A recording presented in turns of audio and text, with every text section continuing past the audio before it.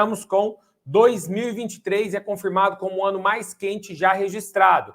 2024 já está batendo esse recorde. Até junho nós tivemos aí 13 meses consecutivos, né, em que o mês sequente é sempre um mês mais quente que o anterior. Mas em março desse ano nós tivemos a confirmação que 2023 foi a somatória do ano mais quente de toda a história. Importante entender a temperatura 1,5 graus acima do período que era no processo pré-industrial. Esse é a determinação do Acordo de Paris. Nós não podemos passar desse valor, mas no ano passado chegamos a bater 2 graus no mês de setembro, por exemplo, e a média terminou em 1,48 graus acima do que era no período pré-industrial. Então, isso nos traz um problema e a ONU já chama esse processo de ebulição global. Somado a isso, um super El Niño que pega o mundo, né, de setembro até maio desse ano, que trouxe aí mais ondas de calor, degelo e diversas questões, como o processo aqui na Groenlândia, né? Super lá no Círculo Polar Ártico, perde 30 milhões de toneladas de gelo por hora, a maior quantidade da história já registrada, mostrando realmente, né, que a gente está entrando no ponto de não retorno, o ponto de envergadura de inflexão e que dali para frente não vai ter muito o que fazer. Então, os acordos globais, a COP, né, vem discutindo esse processo, tentando mudar a matriz energética, mas é complicado todo esse cenário, mas levado a esse sentido aqui, para que você veja, 2023 é o ano mais, 2023 o ano mais quente, ligado à ebulição global mais o El Niño, ok? O FMI, Fundo Monetário Internacional, faz uma pesquisa, divulga em maio, que a inteligência artificial afetará 40% dos empregos no mundo, certo? Isso é um cenário importante, a gente sempre conversa sobre essa questão, porque realmente você tem aí uma substituição da mão de obra pelo processo aí da inteligência artificial, do robô, da tecnologia. Entretanto, é importante entender, basicamente qualquer coisa hoje já é substituível, qualquer profissão, né? Nós temos aí um médico chinês que fez uma operação estando na Itália, operou alguém na China com braços biônicos, o movimento que ele fazia aqui, o robô fazia lá. Então, você tem aí processos grandes, né, de substituição, né, de diversas profissões, coisas que não existiam, que vão começar a existir, mas realmente uma redução de mão de obra na necessidade. O problema é que grande parte sendo substituída, você tem um grande desemprego. Esse desemprego não consome. E não consome, não paga imposto para o governo. Então, você acaba dando um tiro no próprio capital e no governo. Então, é muito importante que dá para substituir quase tudo, mas não vai.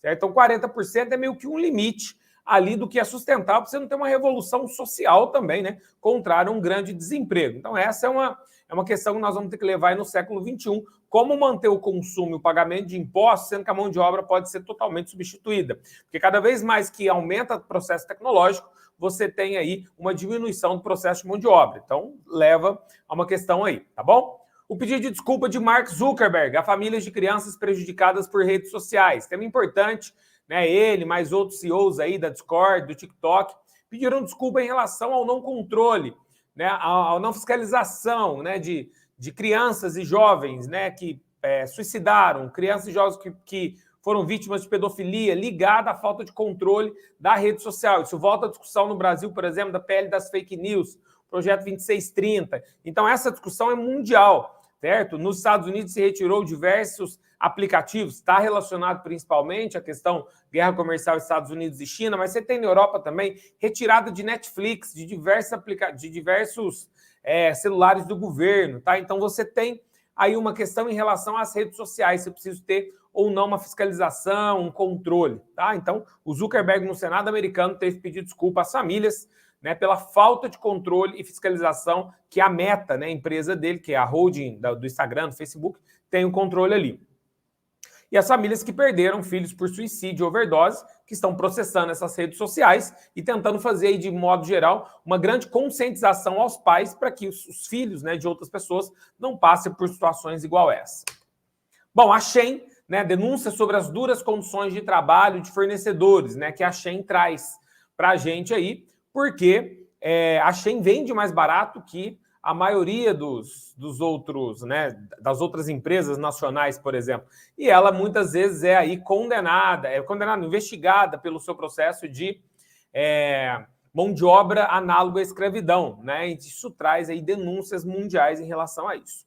Enchentes causam destruição e deixam milhares de desabrigados no sul da Alemanha. Aconteceu no Brasil, aconteceu na Alemanha, aconteceu na África, tá? Então, de modo geral, a gente teve um descontrole ambiental relacionado aí a esse aquecimento, a esse El Niño, essa ebulição global. Na sequência, a Arábia Saudita admite morte de 1.300 peregrinos por calor extremo. Né? No Hajj, a maior peregrinação que os islâmicos têm, ali seguindo para a Arábia Saudita, 1.300 pessoas morreram de calor, num calor que bateu 52 graus. Então, notícias relacionadas a essa questão do descontrole ambiental, né? Que é um processo que nunca aconteceu. 1.300 pessoas morreram de calor numa peregrinação, tá? Bom, ChatGPT vai deixar de usar a voz parecida com a da Scarlett Johansson. O que esse assunto tem a ver? A Scarlett Johansson fez aquele filme Her, que há 10 anos parecia que era um filme completamente ficção científica. Hoje, ele já é bem realidade, né? Não é realidade mais fictícia, não, é realidade. E a Scarlett Johansson, no filme é o Joaquin Phoenix, né? Que depois vira o Coringa, que se apaixona por ela, era uma voz de computador. E aí o ChatGPT pega a voz dela, fala que não, mas ele pega uma voz idêntica dela para ser a sua auxiliar, né? Que agora o ChatGPT tem voz. E aí todo mundo falou, a voz da Scarlett Johansson. Só que ela não gravou para o ChatGPT e não autorizou o uso da sua voz. Mas isso mostra a questão, por exemplo, das deepfakes, né? Que é transpegar uma pessoa, e você tem vários casos em relação a isso, principalmente em meninas, né? Adolescentes, que se pega foto do corpo, do rosto da menina e coloca em cima de uma foto sensual, de uma foto pornográfica, de uma foto sexual, né? E isso causa já um problema absurdo, né? Sobre essas falsidades aí, que cada vez mais realísticas. E nós temos o caso também da voz, né? Você consegue fazer qualquer voz hoje com a inteligência artificial. E aí, no caso da Scarlett Johansson, ganhou força, mas talvez a sua voz esteja sendo clonada sem você nem perceber. Então, esse cenário aí também, mais uma discussão do limite da inteligência artificial.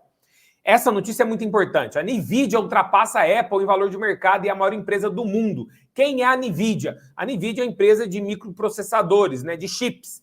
E a NVIDIA é americana e hoje é a maior empresa do mundo. Tudo quanto é coisa de tecnologia, inteligência artificial, rede social, precisa desses nanochips. E a NVIDIA se torna a maior empresa, ganhou bilhões de dólares agora no último mês. Só que a NVIDIA, sendo americana, onde está a base de desenvolvimento da NVIDIA para fazer esses chips? Em Taiwan. E para a China, Taiwan é dela, certo? E aí você tem a grande Guerra Fria 2.0 em cima de Taiwan. Os Estados Unidos desarma Taiwan até os dentes, financia Taiwan, e a China diz que é dela e faz exercício militar em volta, né, daquela ilha que pertence à China, mas a ilha se declara independente. Um cenário complicadíssimo, que a maior empresa do mundo é americana hoje, mas com a sua base de produção dos microchips em Taiwan, que a China considera dela. Então, esse cenário nos traz aí mais um capítulo nesse semestre inteiro dessa chamada Guerra Fria 2.0. Como eu comentei, da Itália, médico opera paciente na China, usando robô cirurgião e 5G. Certo? Então, ele operou a 8.000 quilômetros de distância, mostrando aí o poder do processo tecnológico, que é poderoso, mas é perigoso. E os últimos 12 meses, como a gente comentou, 2023 foi o ano mais quente, mas os últimos 12 meses, a partir de julho para trás, também são os 12 meses mais quentes, mostrando que 2024 será mais quente que o ano mais quente da história, que é 2023.